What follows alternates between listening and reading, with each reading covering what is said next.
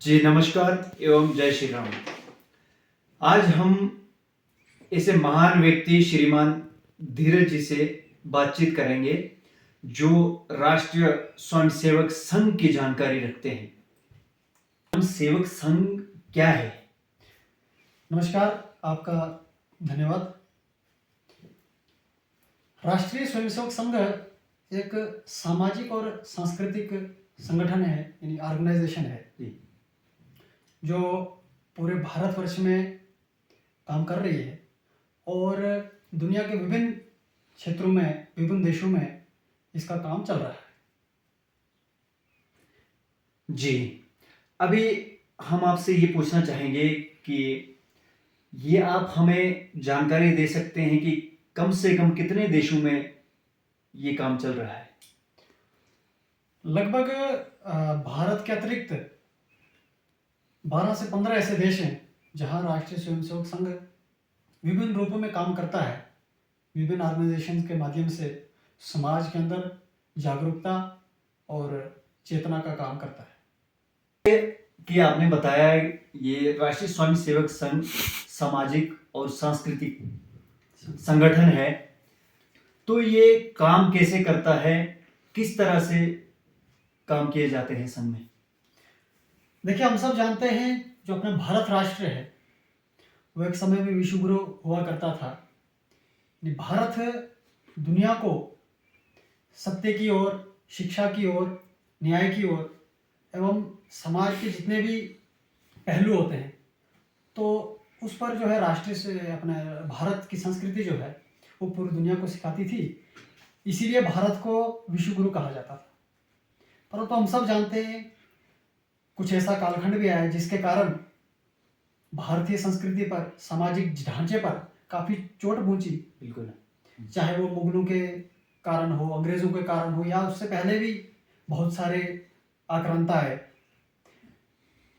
परंतु राष्ट्रीय स्वयंसेवक संघ की स्थापना जो 1925 में हुई है और उस समय देश जो था हमारा अंग्रेज़ों से गुलाम था, आज़ादी की लड़ाई चल रही थी।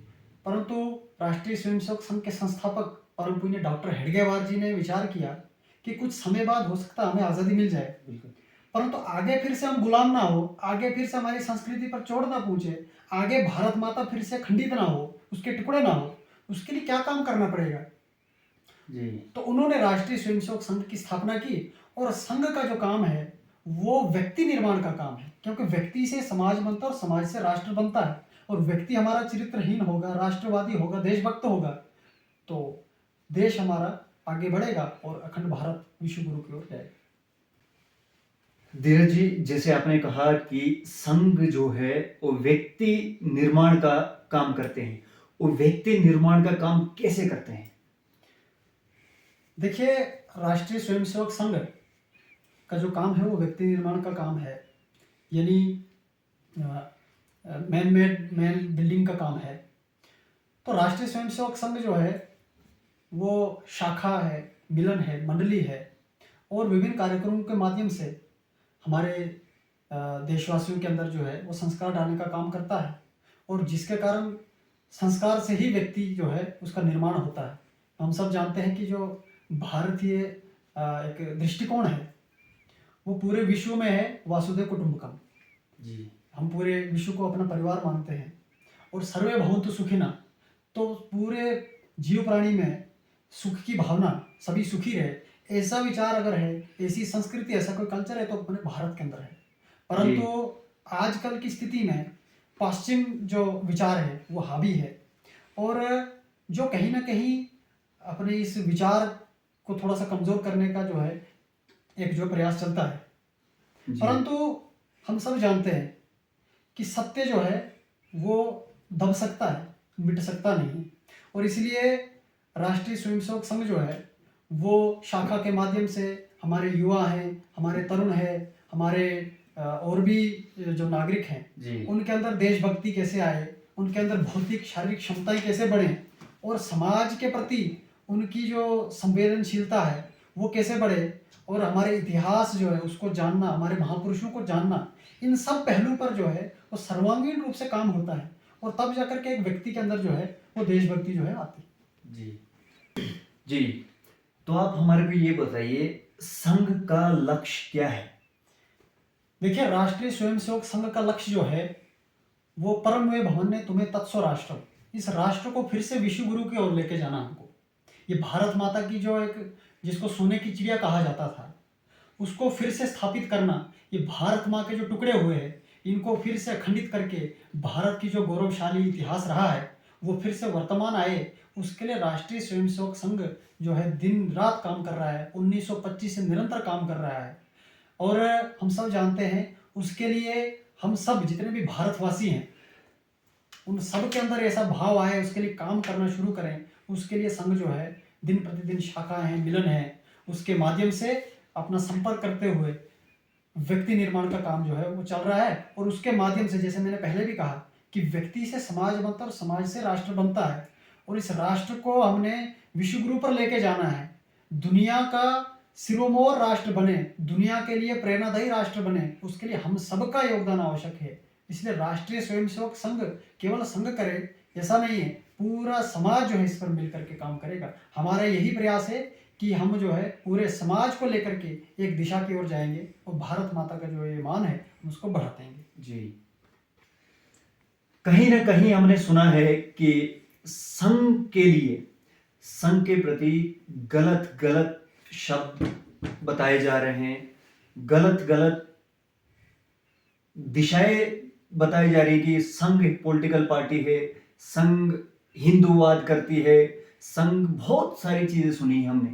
तो इसका कुछ आप उदाहरण दे सकते हैं कि ये है क्या एक्चुअल में? देखिए, जैसे मैंने शुरुआत में कहा कि राष्ट्रीय स्वयंसेवक संघ जो है वो सामाजिक और सांस्कृतिक संगठन है, परंतु अपना जो लक्ष्य है वो भारत को विश्व गुरु बनाना है, इस भारत माता को फिर से अखंड बनाना है।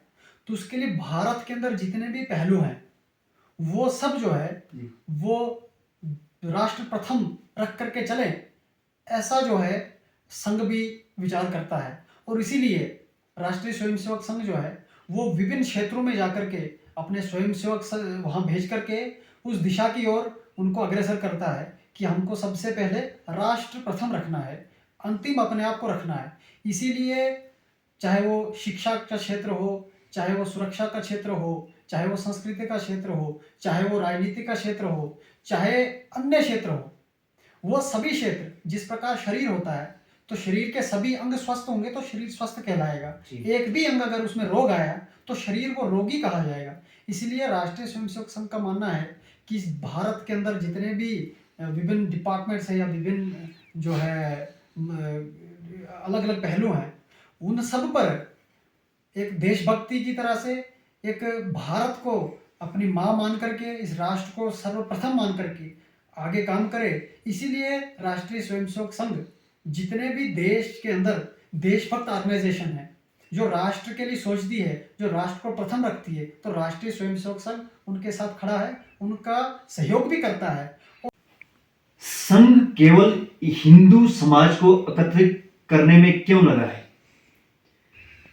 देखिए, हम सब जानते हैं एक धर्म होता है, एक पंथ होता है, जैसे मजहब कहते हैं, पंथ कहते हैं, परंतु धर्म तो एक ही है। जी, वो सनातन वो धर्म। सनातन धर्म है, वो अपना कर्तव्य ही जो है वो धर्म है। परंतु जो हिंदू शब्द है ये हमारा भौगोलिक शब्द है। सिंधु नदी से इधर रहने वाले जितने भी लोग हैं वो हिंदू है, यानी जियोग्राफिकली हमारे ये नाम मिला है। और इसलिए यहाँ का व्यक्ति जो अपने आप को हिंदू मानता है, जो इस भारत माता को अपना मानता है, जो इस जंगल, जिस वन को, इस जल को, इस भारत की भूमि को अपने माँ की तरह मानता है, उसको हिंदू कहते हैं। और हिंदू एकत्रित होगा तो यह राष्ट्र मजबूत होगा। और इसीलिए किसी अन्य किसी पंथ पर या किसी के विरोध में नहीं है। हिंदू यानी जो यहाँ का नागरिक है, जो यहाँ का भौगोलिक रचना में जिस सिंधु नदी से इधर रहने वाला व्यक्ति है वो हिंदू है। और ये प्रत्येक हिंदू के लिए हम काम करते हैं। हाँ, कुछ ऐसे विचार हैं जो अपने आप को हिंदू नहीं मानते हैं, जो ये मानते हैं कि हम बाहर से हैं, या बाहर की विचारधाराओं के कारण जो है वो अपने आप को ये सत्य जो है स्वीकार नहीं कर पा रहे। मैं उनको कहूँगा कि वो वैचारिक गुलाम है।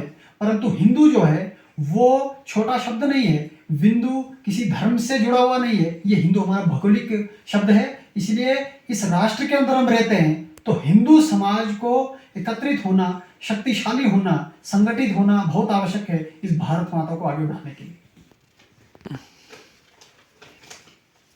मैं आपसे ये कहूंगा, जो संघ है, संघ के अंदर हिंदू समाज के अलावा अन्य कोई भी समाज है तो क्या उनको प्रतिबंध किया है या उनको एंट्री है संघ में?